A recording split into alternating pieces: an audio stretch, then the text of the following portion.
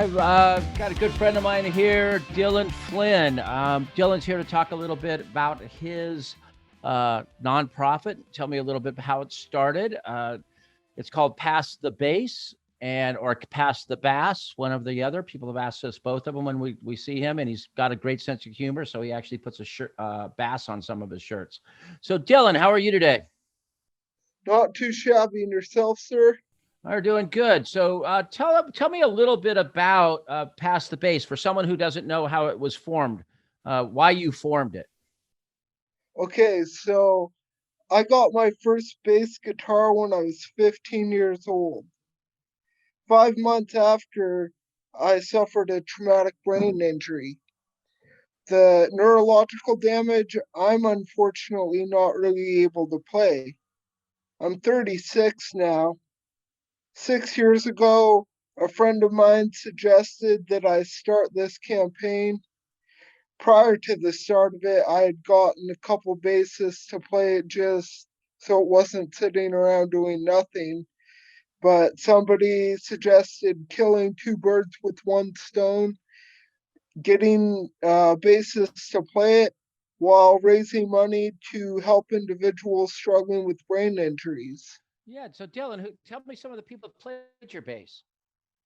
Um, the first was Chris 2 with Anti Flag. He played it actually before I started the campaign. Um, I've been honored to watch Chris, Fat Mike with No Effects, Matt Freeman with Rancid, Mark Hoppus with Blink 182, Jay Bentley, Ken Casey, Randy Freeman. There's been a long list of some very impressive musicians. That sounds like a By great. this time, That sounds like a great Warp Tour lineup. Can you get all those bands together and bring the rest of their members with them for me sometime? It'd be a good festival. well, one of the main, obviously, this all revolves around raising money to help those struggling with brain injuries. But one wishful thinking, fingers crossed goal is to put together a pass a base benefit show. And I'd love to have every one of those bands there. That's fabulous. So Dylan, you have these shirts and you get yourself around. So I know you get out to shows. You're living out in Ohio now. When live music comes back, will you be out at shows? You hope. Fingers crossed. I'll be at every show I can. Yeah. So if any bands are listening to this and would like to get involved, or maybe invite you out to one of their shows to set up, because I know you have some great shirts. Is there any? Is How do they get a hold of you? Um, well, okay, I have absolutely no hesitation, which maybe I should, but my phone number is 253-778-2696. Shoot me a text. I'd love to introduce myself. Um, Also, Facebook, my life revolves around this campaign as well as my dog. Everything after that takes a back burner. So reach out to me on Facebook, my personal page. Um, Dylan Flynn, I'm the most justifiably arrogant man in the world.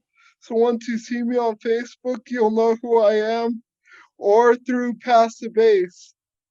So that's DYLANFLYNN for any of you that might want to reach out to him. It's great. We've had him at many of my shows. He's always a good time. It's always great to see you, Dylan.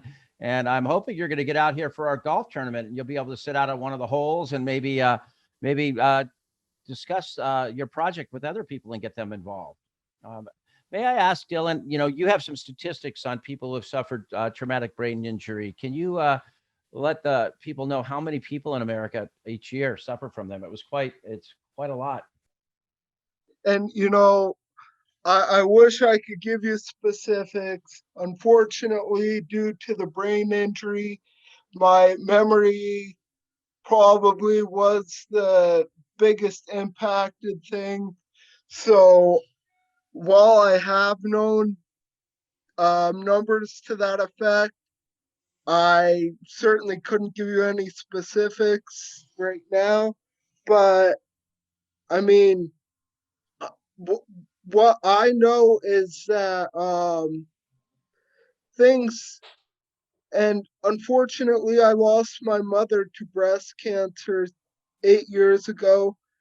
Um, and I hate to come off like I'm downplaying that. My mother was the most important person in my life.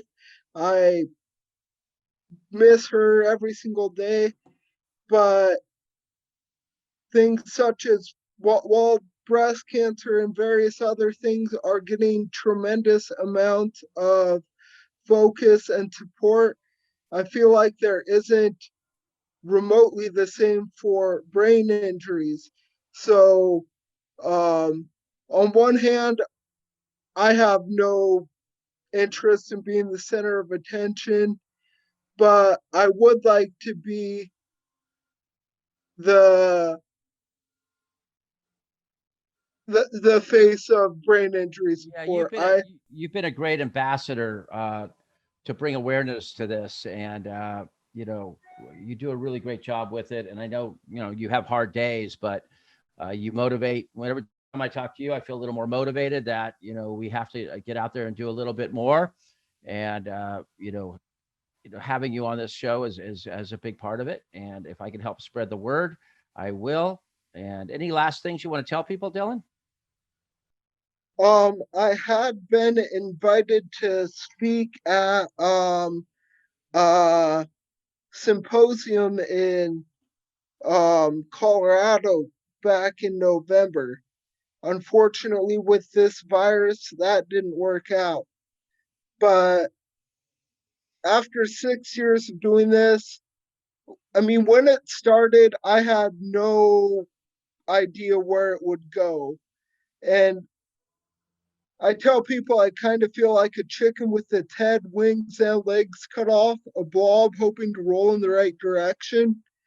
But with assistance from you and guys like everyone in Flogging Molly, Rise Against, I mean, just numerous bands.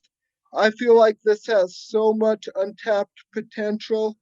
And the way I look at it is regardless how many classes they take, how many books they read, how many patients they see, fingers crossed they never suffer their own.